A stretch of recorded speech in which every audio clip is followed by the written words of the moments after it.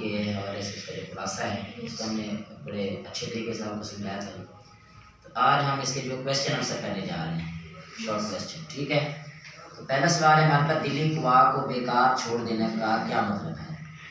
یعنی ہم اگر اپنی جو اندر جو صلاحیت ہے، انسان کی جو ٹیلنٹ ہے، اگر ہم اس کو بیکار چھوڑ دیتے ہیں تو اس کا مطلب کیا ہے؟ نقصان ہے. تو دلی قوا کو بیکار چھوڑ دینے سے مراد یہ ہے کہ اپنی ذہنی قوتوں سے کام نہ لینا. ہر انسان کو اللہ تعالیٰ نے کوئی نہ کوئی صلاحیت، کوئی نہ کوئی ذہنی قوت دی ہوتی ہے. اگر انسان اس اپنی ذہنی قوت سے کام نہیں لیتا تو اس کا مطلب ہے کہ اس نے اپنے دلی قوا کو بیکار چھوڑ دیا ہے اور سمجھ بوجھ سے کام وہ نہیں لے گا. تو اسی کا نام بھی کاہلی ہے. دوسرا سوال ہے ہمارے پاس، انسان کب سخت قائل و وحشی ہو جاتا ہے؟ کل بھی میں نے بتایا تھا کہ انسان جو ہے دوسرے جانوروں کی طرح جانور ہے، لیکن اگر انسان دوسرے جانوروں کی طرح یعنی اپنے دلی قوا کو بیکار چھوڑ دے گا، اپنے دلی قوا سے کام نہیں لے گا اور سستی قائلی کو اپنائے گا تو پھر وہ دوسرے جانور وحشی ہو جائے گا. کہ جب انسان اپنے دلی قوا کو بیکار چھوڑ دیتا ہے تو اس کے دلی قوا کی جو تحریک ہے وہ سست ہو جاتی ہے. جب انسان کسی چیز سے کام نہ لینا تو آہستہ آہستہ اندر مرتی ختم ہوتی چلی جاتی ہے. ٹھیک ہے، اس کی صلاحیت دب جاتی ہے. اگر وہ کام لے گا اپنے دلی قوا سے تو وہ اور ابھرے گی، اجاگر ہوگی.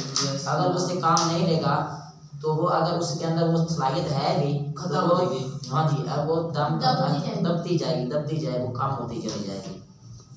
تو اس کے دلی قوا کی جو تحریک ہے وہ سست ہو جاتی ہے، وہ اپنی صلاحیتوں کو کام میں نہیں لاتا اور حیوانی خصلت میں پڑھ کر قائل اور وحشی ہو جاتا ہے. سوال نمبر ہے ہمارے پاس 3، کسی نہ کسی بات کی فکر و کوشش میں مصروف رہنا کیوں لازم ہے؟ کسی نہ کسی بات کی فکر و کوشش میں مصروف رہنا لازم ہے تاکہ ہمیں اپنی جملہ ضروریات کی انجام دہی کی فکر اور مستعدی رہے.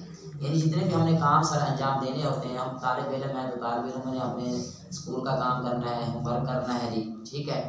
تو ہمیں اپنی جو ہے فکر میں رہنا چاہیے.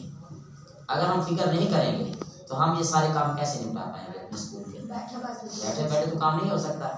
تو سب سے پہلی جو اس کی ہے وہ ہے کوشش. پہلا قدم ہے کوشش کرنے کا. جب تک ہم کوشش نہیں کریں گے تو ہم اپنے کاموں کو انجام تک نہیں پہنچا سکتے. ٹھیک ہے، تو فکر اور مستعدی رہے اور دلی قوا کو کام میں لایا جائے تاکہ وہ بیکار نہ ہونے پائے. سوال نمبر ہمارے پاس ہے جی چوتھا، قوم کی بہتری کیسے ممکن ہے؟ یہ ایسے سمجھ رہے ہیں کہ سر سید احمد خان نے اس کا ایک نتیجہ نکالا ہے، پورا جو کاہلی کا سبق ہم نے پڑھا ہے تو اس کا یہ جو سوال ہے یہ اس کا ایک نتیجہ ہے، کنکلوژن ہے اس کی، کہ اگر ہم قوم کی بہتری کرنا چاہتے ہیں تو وہ کیسے ممکن ہو سکتی ہے.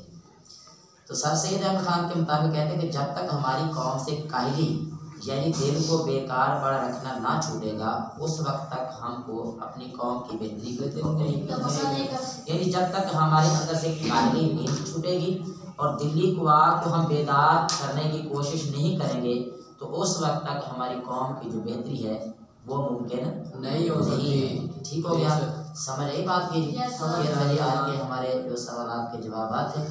ٹھیک ہے، کل انشاءاللہ تعالیٰ پھر جو ہے ہم اگلے لیسن کی طرف چلیں گے. السلام علیکم.